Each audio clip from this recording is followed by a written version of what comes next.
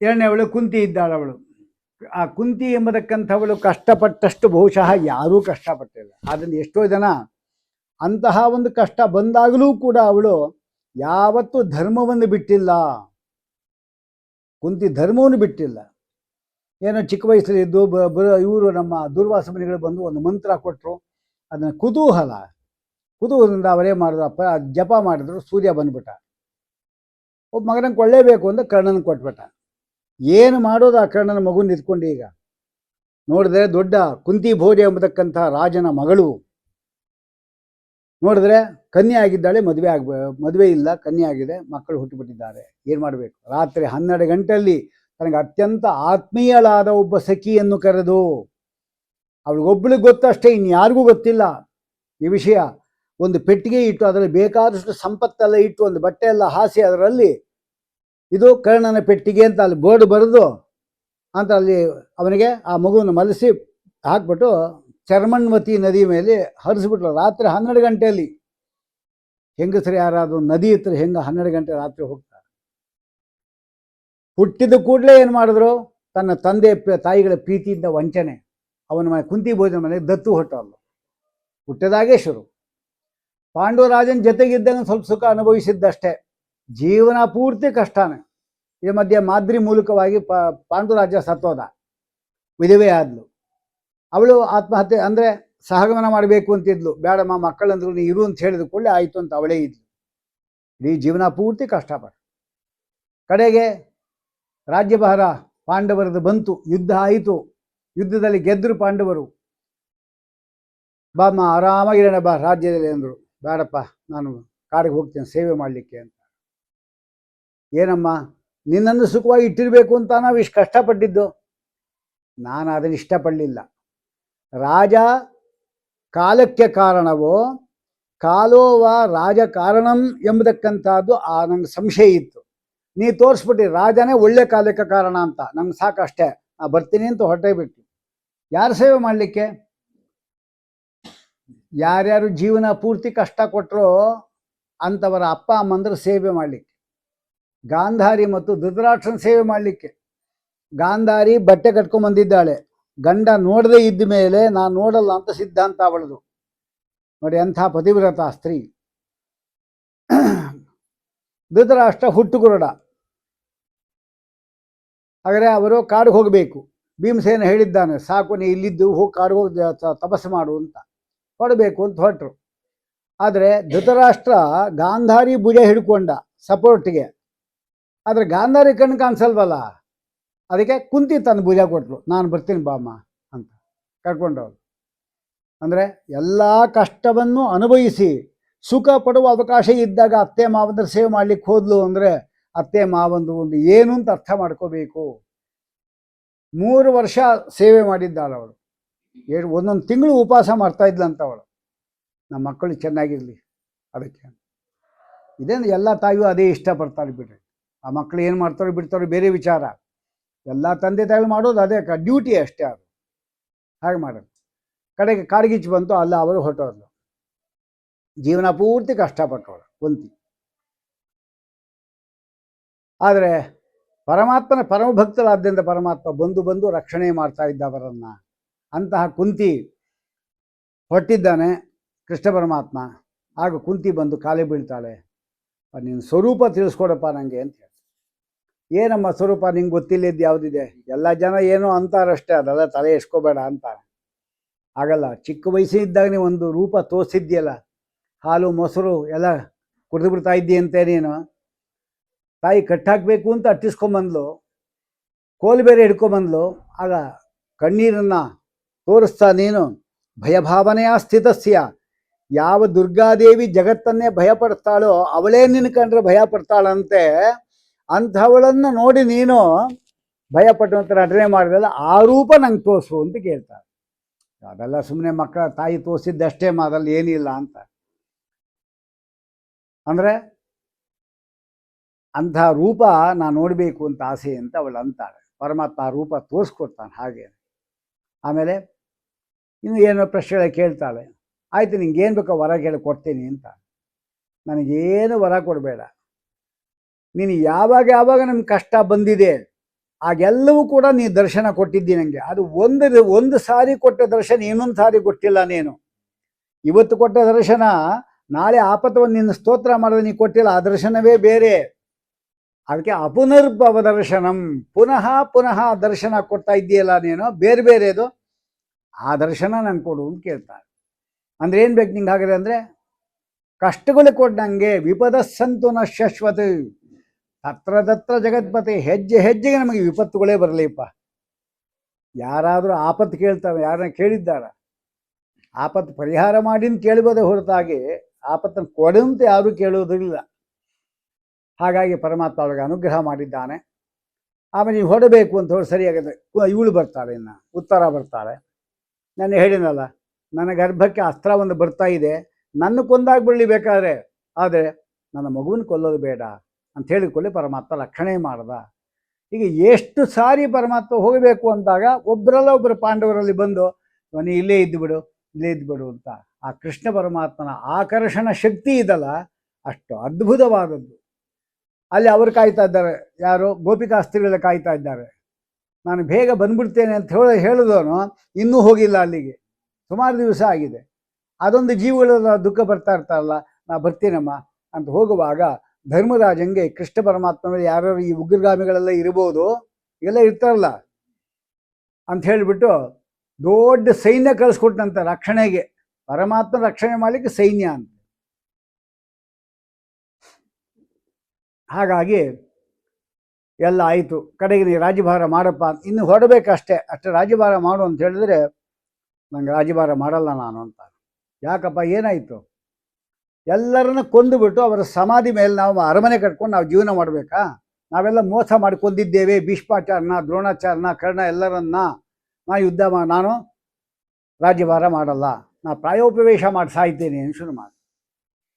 ನೋಡಿ, ಇಬ್ಬರಿದ್ದಾರೆ ಮಹಾಭಾರತದಲ್ಲಿ. ಒಬ್ಬನು ಮಹಾಭಾರತ ಪೂರ್ತಿ ಯುದ್ಧ ಆದಮೇಲೆ ಅವನು ನಾನು ರಾಜ್ಯಭಾರ ಮಾಡಲ್ಲ ಅಂತ ಹೇಳಿದವನು.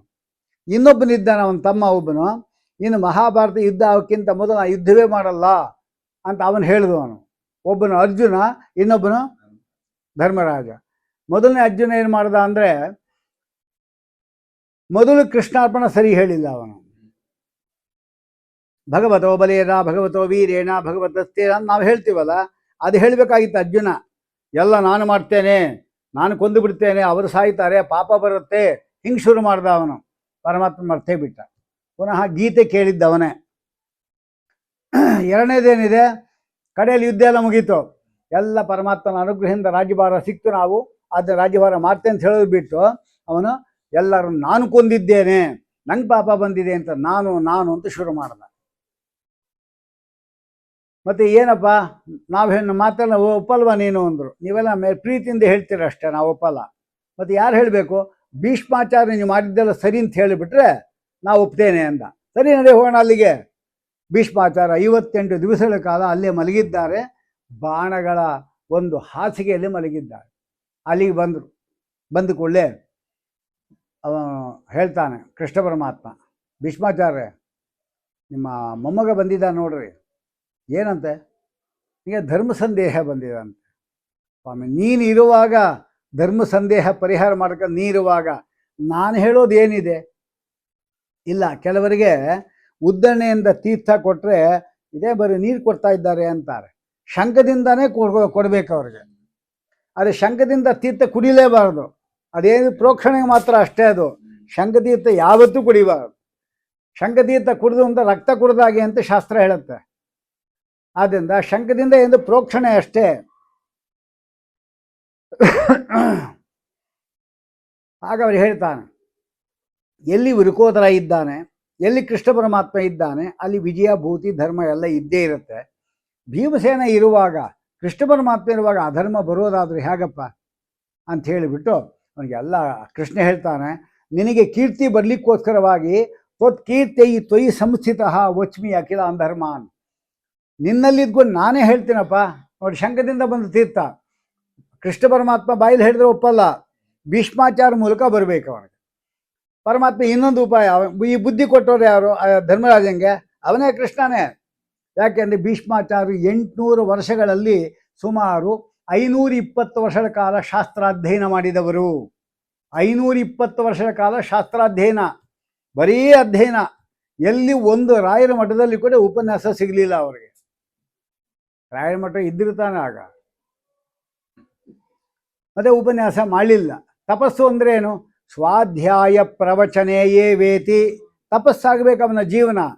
ಸ್ವಾಧ್ಯಾಯ ಆಗಿದೆ, ಅಧ್ಯಯನ ಮಾಡಿದ್ದಾನೆ, ಪ್ರವಚನ ಮಾಡಿಲ್ಲ ಯಾರಿಗೂ.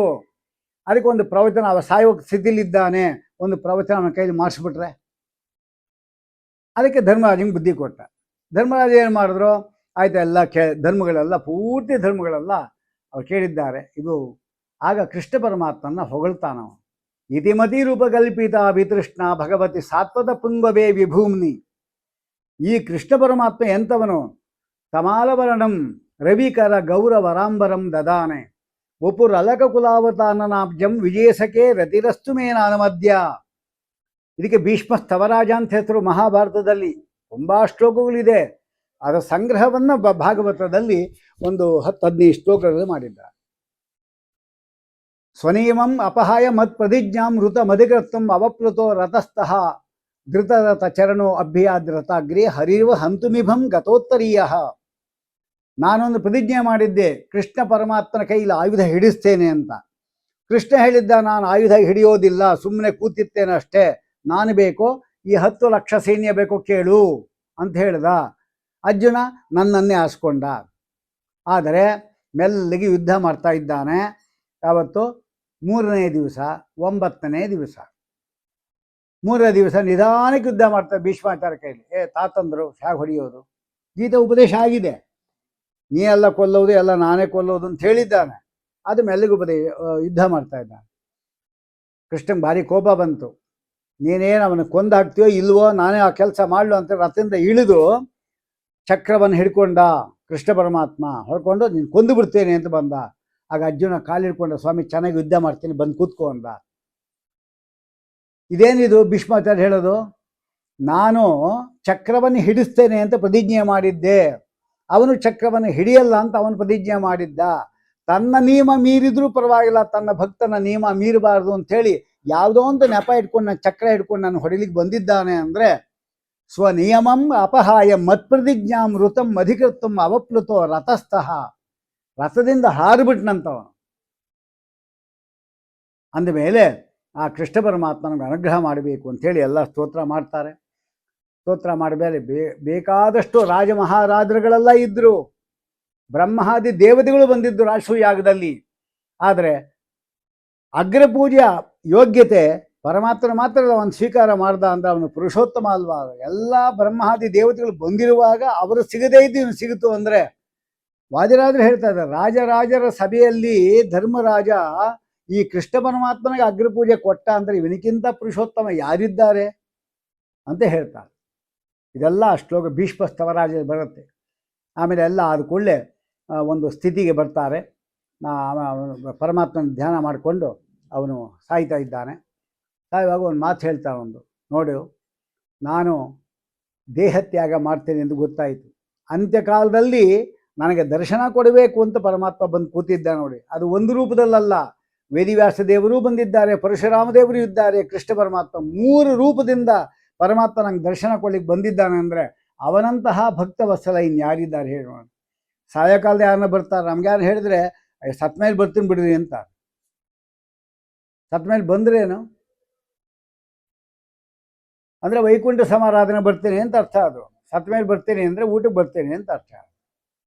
ಕೃಷ್ಣ ಪರಮಾತ್ಮ ಬದುಕಿರುವಾಗ ಬಂದು ದರ್ಶನ ಕೊಟ್ಟು ನಂಗೆ ಅನುಗ್ರಹ ಮಾಡಿದ್ದಾನೆ ಅಂದರೆ ಆ ಪರಮಾತ್ಮ ಅಂದರೆ ಎಂಥವನು ಕೊಡಿ. ಇದೆಲ್ಲ ಹೇಳಿ ದೇಹ ತ್ಯಾಗ ಮಾಡ್ತಾನೆ. ಅನಂತರದಲ್ಲಿ ಅವರು ಎಲ್ಲ ಸಂಸ್ಕಾರಗಳನ್ನು ಮಾಡ್ತಾರೆ ಎಂಬತಕ್ಕಂಥ ಭಾಗವನ್ನು ತಿಳಿಸಿದ್ದೇನೆ. ನಾಳೆ ಪುನಃ ಇದರ ಮುಂದಿನ ಭಾಗವನ್ನು ಹೇಳ್ತಾ ಇದ್ದಾರೆ.